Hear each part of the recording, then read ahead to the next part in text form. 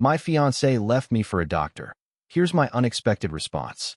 Before we begin the story, make sure to subscribe to our channel and never miss more incredible stories every day. When I slipped the engagement ring onto Emily's finger, I thought I was securing forever. We'd been together for 4 years, through layoffs, cramped apartments, and long nights dreaming about a life we'd build together. She cried when I proposed, swore I was her everything, and for months after, she paraded that diamond like it was proof the universe loved us. Then, last Tuesday, she shattered everything. I came home earlier than usual. My boss had sent me out of a client meeting, saying I looked pale. Honestly, I was just tired from planning the wedding. The florist meetings, the caterer deposits, the endless emails. I thought Emily would be happy to see me back early. Instead, I walked in to find her at the kitchen table, her phone pressed tightly to her ear. She didn't hear me at first. She was laughing. Not just laughing, giggling. The kind of giggle I hadn't heard in months. "Stop," she whispered into the phone. "You'll make me blush." No, of course he has no idea. She froze when she saw me. The color drained from her face like water down a sink. She hung up without saying goodbye. "Who was that?" I asked, my voice steadier than my hands. She tried to smile, but it trembled. "Just a client." I knew it wasn't. She never giggled with clients. Later that night, when she went to shower, I checked her phone. I had never snooped before, but instinct clawed at me. The name, Dr. Marcus Hale, glowed on her call log, repeated dozens of times. Messages, too. Long ones. Flirty ones. Pictures I can't erase from my memory. When she came out of the bathroom, towel in her hair, she didn't even look ashamed. She looked relieved. "I can't marry you," she said flatly. "I'm sorry. I've fallen in love with Marcus." The words didn't register at first. My fiancée, the woman I built my life around, was leaving me for a doctor she barely knew 6 months. I wanted to collapse. I wanted to beg. But instead, something inside me hardened. If she thought she could humiliate me and walk away unscathed, she was wrong.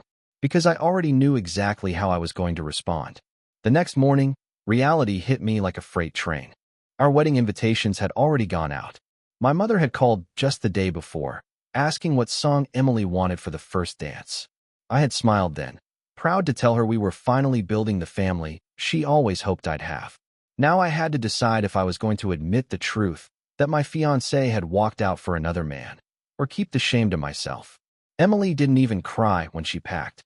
She moved through the apartment with clinical precision, folding clothes into neat piles, sliding shoes into bags.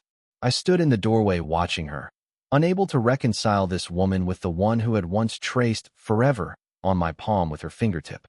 "Marcus can provide for me in ways you can't," she finally said, zipping her last suitcase. "He's stable. He's respected. I need that." Her words burned deeper than any knife. It wasn't just that she chose him. It was that she reduced me to nothing but a paycheck I could never match. I thought love was about fighting together through the hard times. To her, love was a transaction, and I had failed the cost-benefit analysis. When she left, she didn't slam the door. She closed it softly, almost tenderly, as though she didn't want to disturb the silence she was leaving me in. That silence pressed down on me for hours. I sat on the couch staring at the empty space where her shoes used to sit, the faint outline of her picture frames on the wall, the chipped mug she always used for tea. By evening, my phone was exploding. Friends who had seen her with Marcus at a restaurant. A cousin who received her text about new beginnings. My mother, confused and worried, asking why Emily wasn't answering. The news was spreading faster than I could contain it. Our engagement wasn't just broken, it was turning into a public spectacle. Humiliation should have swallowed me whole. Instead, anger steadied me. If she wanted to parade her betrayal in front of everyone, then everyone would see more than she intended. She thought she had traded up. She thought she had escaped clean. But she hadn't counted on the fact that I was done playing the role of the quiet, heartbroken ex. I wasn't going to fight for her love. I was going to fight for myself and for the truth. The first weekend after Emily left was the hardest. Everywhere I turned, her absence screamed at me. The wedding binder she had so carefully filled with color swatches and menu options sat abandoned on the dining table. My phone still buzzed with reminders about cake tastings and tux fittings. Every notification was a reminder that I had been left behind while she marched forward with someone else. But worse than the reminders were the whispers. News of our broken engagement spread quickly through friends, family, and eventually my workplace. I overheard two coworkers discussing it in the break room, their voices low but unmistakably pitying. One of them muttered, "Well, she did always talk about wanting a man with ambition."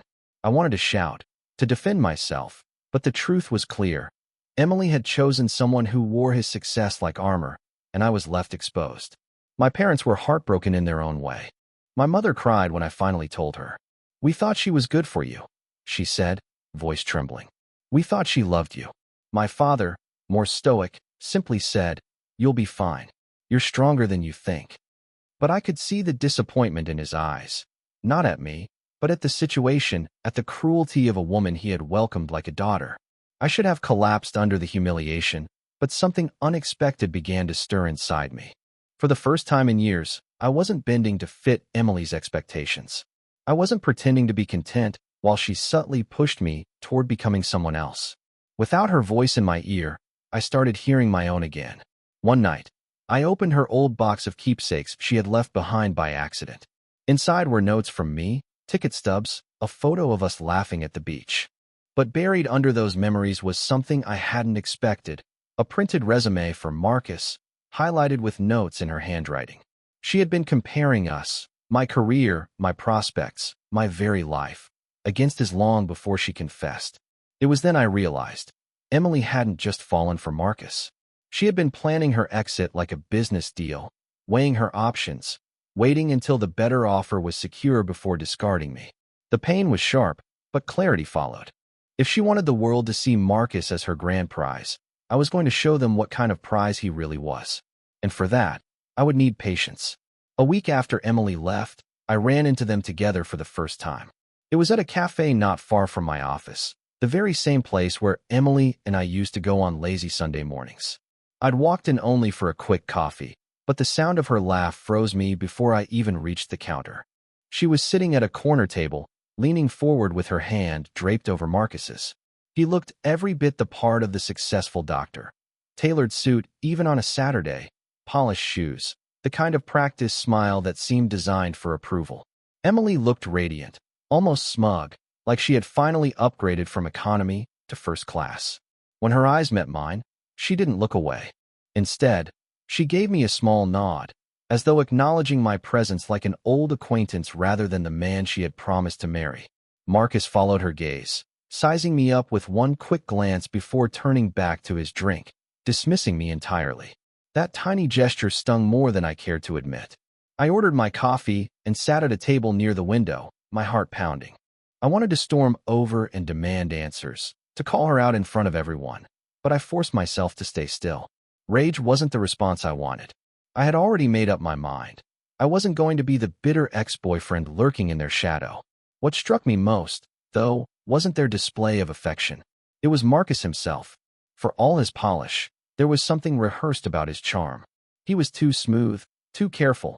I recognized the same kind of performance Emily used to put on for others. The curated smile, the measured tone, the illusion of perfection. It made me wonder, how long until she discovered that behind his confident exterior lurked cracks she hadn't noticed? Later that night, curiosity got the better of me. I searched his name online. It didn't take long to find his hospital's staff page, along with articles praising his work. But I also found old threads on professional forums. Nothing scandalous, but hints of arrogance, complaints from colleagues about his ego, and whispers of relationships with patients that ended in drama. It was nothing concrete, but enough to suggest Marcus wasn't the flawless savior Emily believed him to be. The realization lit a fire in me. She had left me believing she was stepping into something better, something untouchable. But Marcus wasn't untouchable. He was just another man with secrets, flaws, and weaknesses. For the first time since she walked out, I felt a shift in power. Emily thought she had chosen stability. She had no idea she had chosen a storm. In the days that followed, the hardest part wasn't just missing Emily. It was enduring the pity of others. People didn't even try to hide it.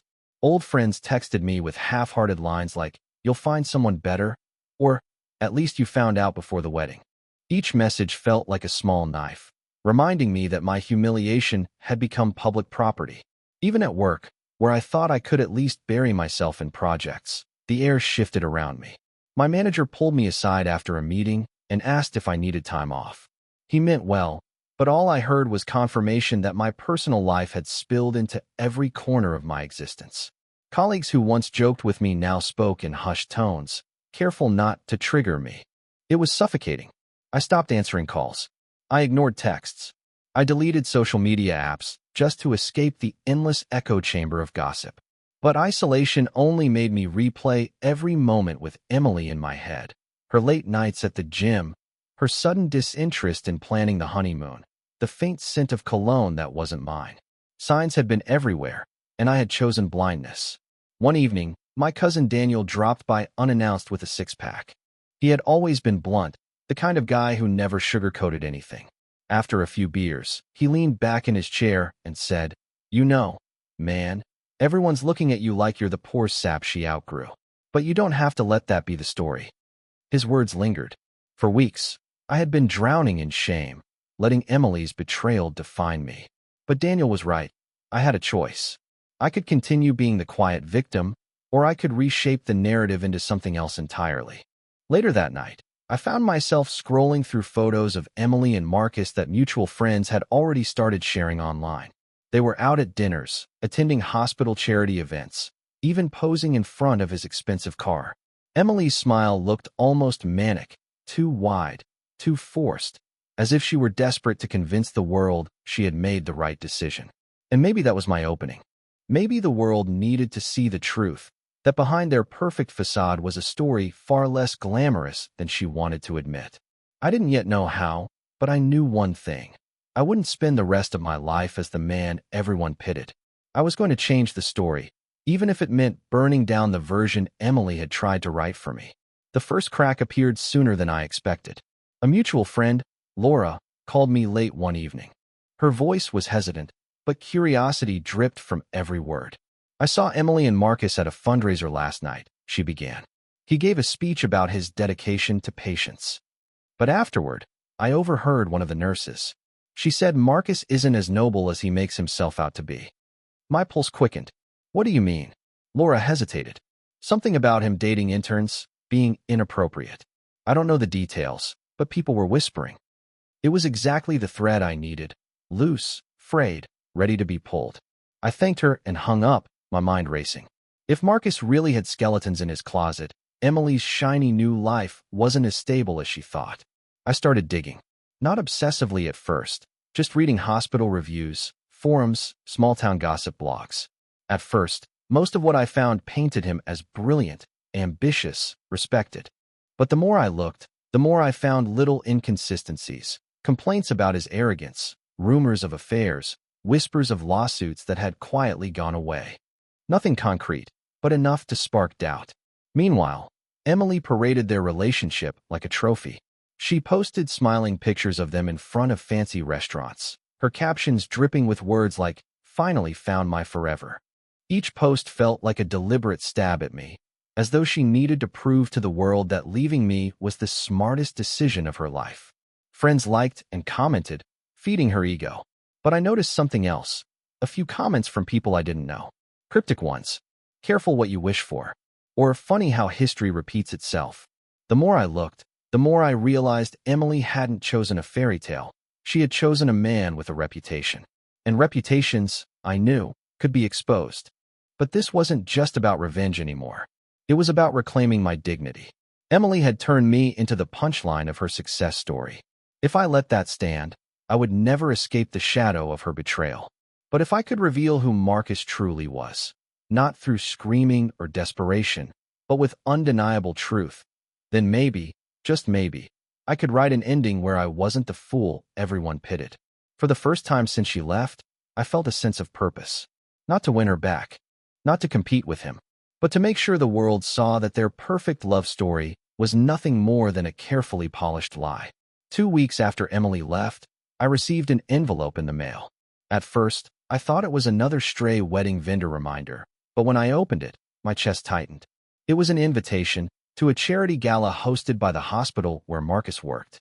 And there, printed neatly at the bottom, were their names: Dr. Marcus Hale and guest Emily Carter. It wasn't just an invitation. It was a message. A reminder that they were not hiding, not ashamed, not concerned about my feelings. They were proud to parade themselves publicly, to make their relationship the center of attention. I almost tossed it into the trash. But then I realized, this was my chance.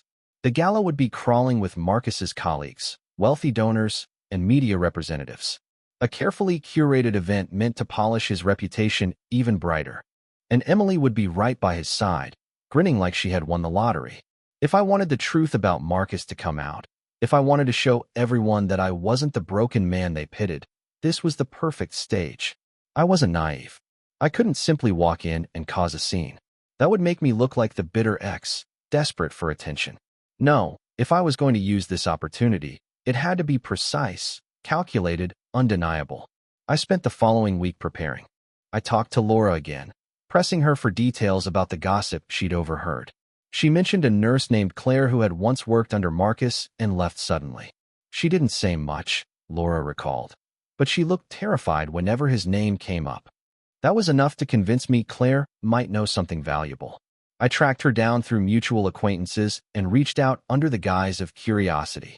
At first, she resisted, her messages clipped, wary.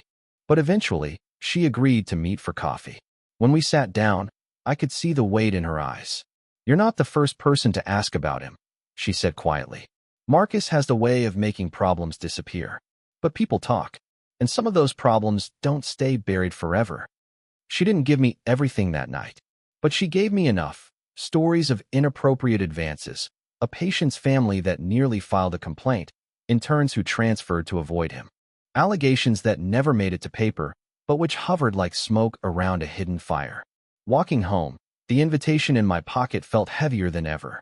Emily thought she was walking into a life of prestige and security. She had no idea she was standing next to a man whose empire was built on fragile foundations. And now, I had the chance to show everyone the cracks. Meeting Claire lit a fire under me. For the first time since Emily left, I felt like I wasn't drowning. I was swimming with direction. But a few whispered stories weren't enough. If I wanted to do anything meaningful at that gala, I'd need more than rumors. I'd need proof. I started small. Late nights scrolling through online forums where doctors, nurses, and hospital staff vented anonymously. Buried deep in threads, I found references to Marcus, complaints about his arrogance, insinuations about boundary issues, even one anonymous post describing him as a lawsuit waiting to happen. None of it was concrete, but patterns began to emerge. Then I turned to public records. It took hours of digging, but eventually I unearthed a malpractice claim from 3 years ago. It had been settled quietly, the details sealed, but the fact it existed at all was telling. Emily surely hadn't seen that when she Googled his name. He had curated his image carefully, scrubbing away anything that might taint his brilliance. Meanwhile, Emily's social media became almost unbearable to look at. She posted photos from expensive restaurants, weekend trips, even a picture of her trying on what looked like a designer dress. Her captions were dripping with triumph. "When you know, the happiest I've ever been." Friends and family flooded the comments with congratulations, as if her betrayal of me had never happened. And yet, the more perfect she tried to make it look, the more cracks I noticed. Her smile seemed forced in some photos, her eyes searching rather than glowing. Maybe I was imagining it, but part of me wondered if she was convincing herself as much as the world. By the end of that week, I had a small folder of documents, screenshots, and notes. Nothing explosive, but enough to paint a troubling picture if laid out carefully. Enough to make people question the flawless image Marcus projected. I knew I was walking a dangerous line. If I pushed too hard without solid evidence, I'd look bitter, desperate, vengeful. But if I did nothing, I'd forever be the man who got left behind, the one whose fiancée traded him in like last year's model. I couldn't let that be my story. The gala was approaching fast, and for the first time, I wasn't dreading it. I was preparing for it. Emily thought she'd written the ending to our story when she walked out with Marcus. But I was just beginning to draft a new chapter, one where she wasn't the heroine, and he wasn't the shining savior. The night of the gala arrived like a storm I had been waiting for. I stood in front of my mirror adjusting a suit I hadn't worn in years. It wasn't new or expensive, but it fit well enough, and I knew this night wasn't about looking rich. It was about presence, about showing up where no one expected me. The hotel ballroom shimmered with chandeliers and the soft hum of polite laughter. Waiters floated by with trays of champagne, and every guest looked like they belonged on the cover of a lifestyle magazine. For a moment, I almost lost my nerve. But then I saw them. Emily and Marcus entered like royalty. She wore a sleek black gown that hugged her figure, her arm linked through his. He looked every inch the confident doctor, shaking hands, smiling effortlessly, basking in admiration. I felt a pang deep in my chest. This was the woman who used to curl against me on the couch eating leftover pizza. Now she looked like she belonged to a different world. I stayed on the sidelines at first, watching. Marcus gave a speech halfway through the evening, full of charm and polished words about community, dedication, and hope. The audience applauded like he was a saint. Emily beamed, her pride practically glowing. But then, as people returned to their tables, I noticed something. Not everyone was applauding with genuine admiration. A few people exchanged glances, subtle, skeptical. One older gentleman at the donors' table whispered something to his wife, who pursed her lips and shook her head. It confirmed what Claire and the online threads had suggested. Marcus wasn't universally adored. There were cracks in the marble statue. When I finally made my way through the crowd, Emily spotted me. Her smile faltered for just a second before she regained her composure.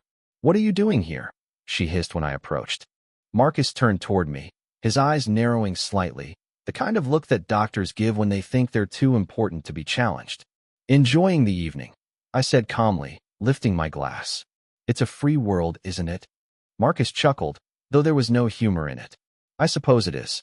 But some worlds aren't meant for everyone." Emily squeezed his arm, but I could see it, her unease, buried beneath the mask. She hadn't expected me to show up. She hadn't expected me to stand tall in front of them both.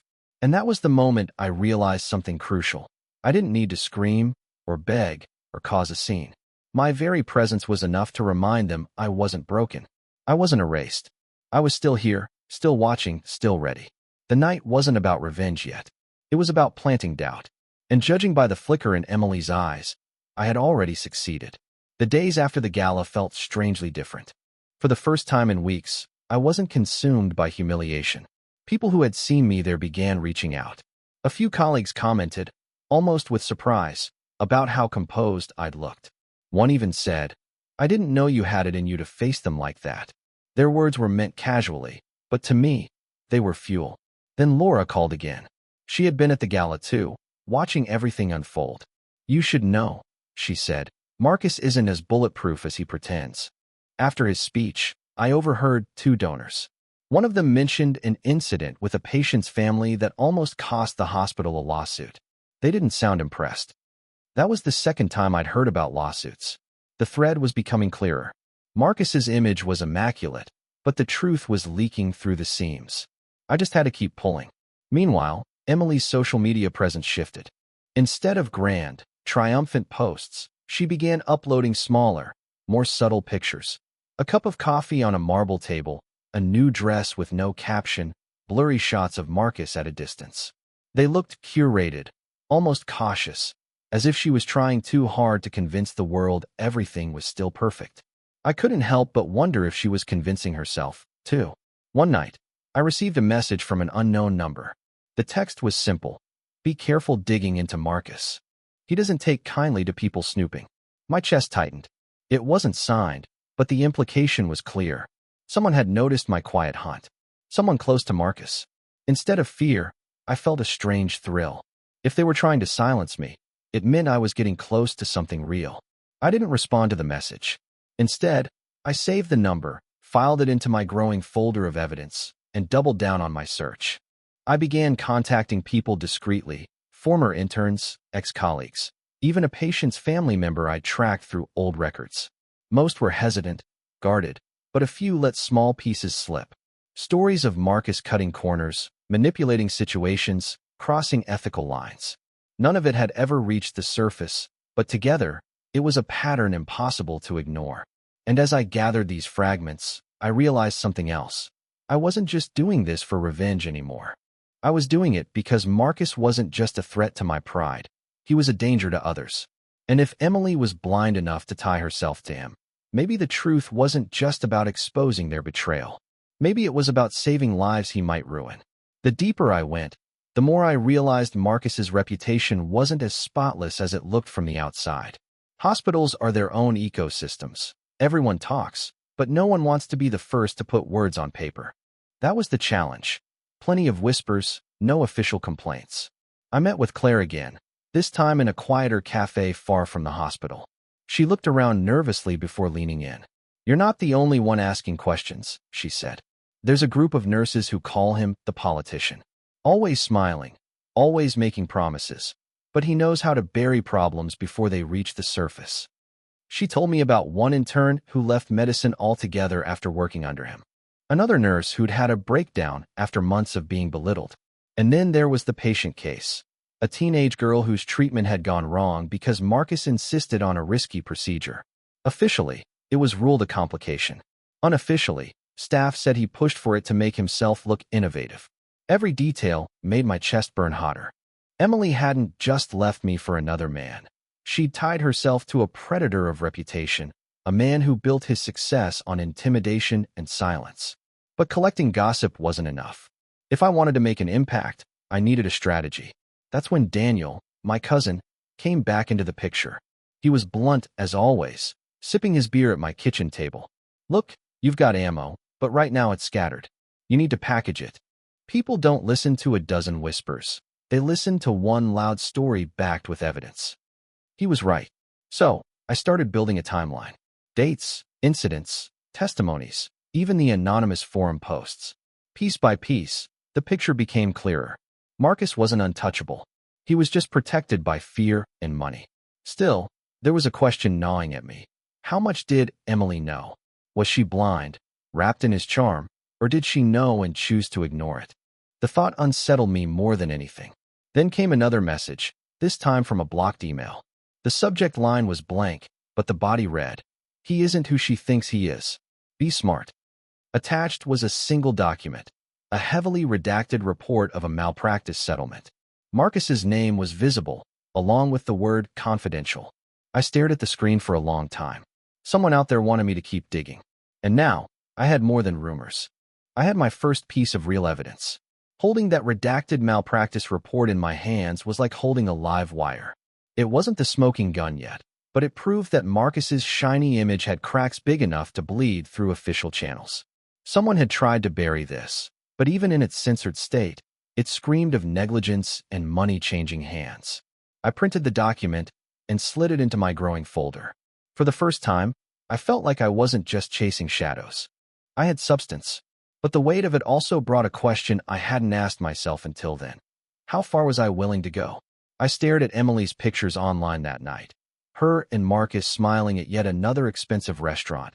Her flaunting a new necklace, the caption reading, "Finally living the life I deserve." My stomach twisted. Once, I'd imagined that necklace being a gift from me.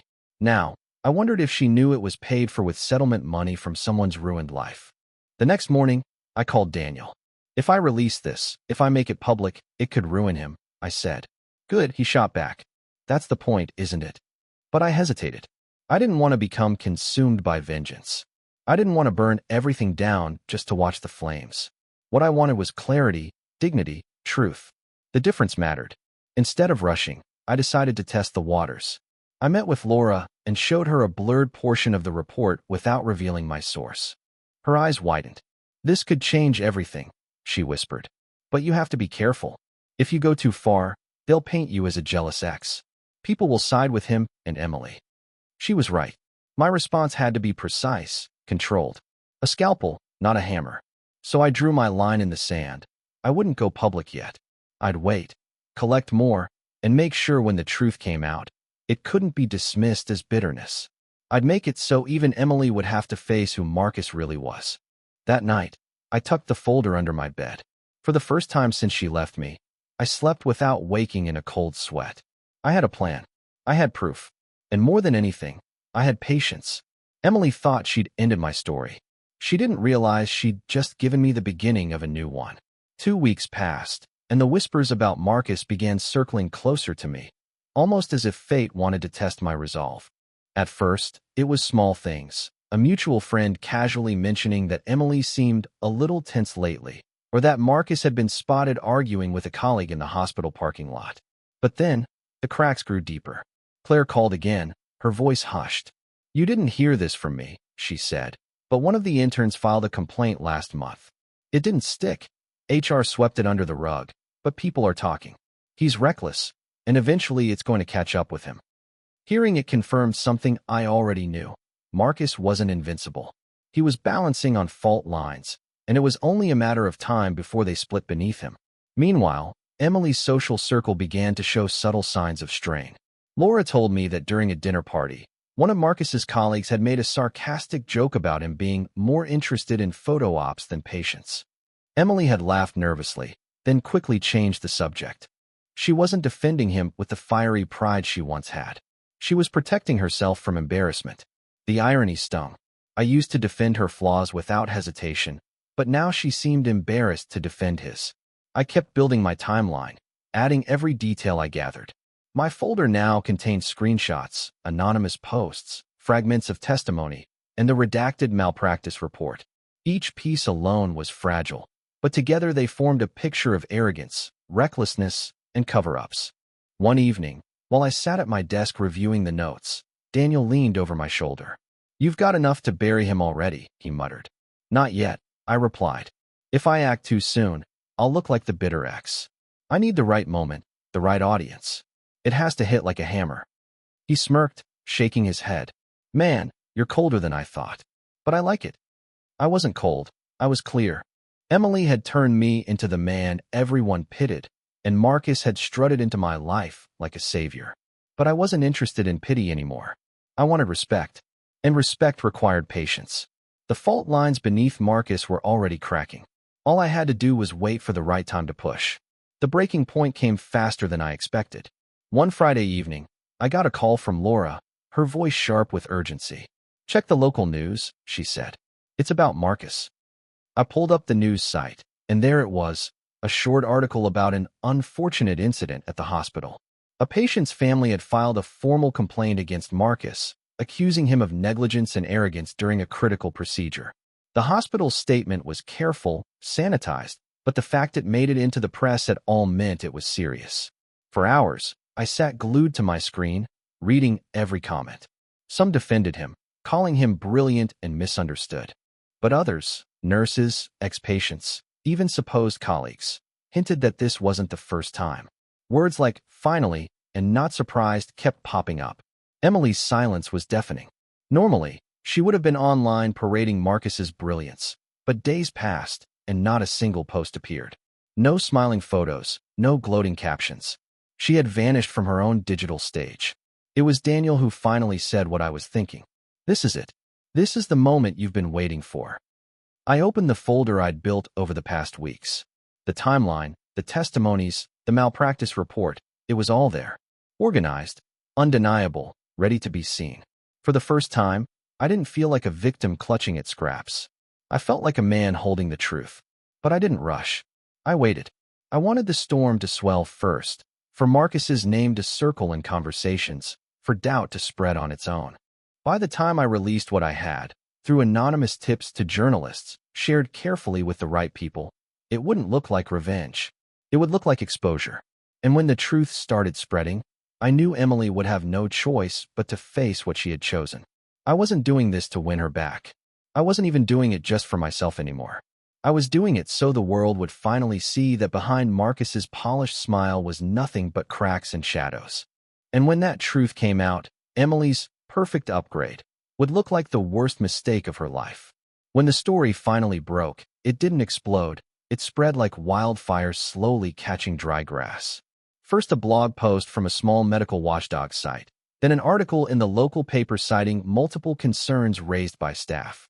Within days, bigger outlets picked it up, weaving together the malpractice whispers, the patient complaint, and anonymous sources who described Marcus as manipulative and reckless. I knew exactly where some of those sources had come from. The folder I had built, the evidence I had released strategically, had found its way into the right hands. I didn't attach my name, didn't need to. Truth has a way of standing on its own once you give it legs. The fallout was swift. The hospital placed Marcus on administrative review.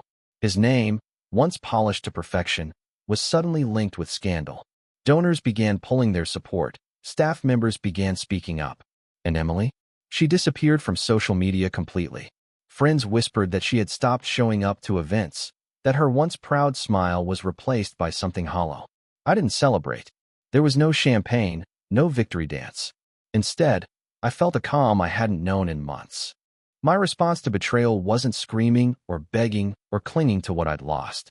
My response was patience, clarity, and truth.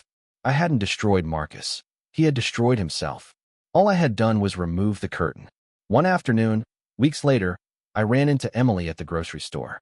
She looked smaller somehow, her confidence stripped. For a moment, neither of us spoke. Then she said softly, "I didn't know." I believed her, but I also knew it didn't matter anymore. She had made her choice, and I had made mine. I nodded, offering no anger, no satisfaction, just closure. "Take care of yourself," I said, and walked away. That was my unexpected response. Not revenge, not cruelty, but reclaiming my dignity and stepping out of their shadow. Emily thought she had left me behind to chase a brighter future.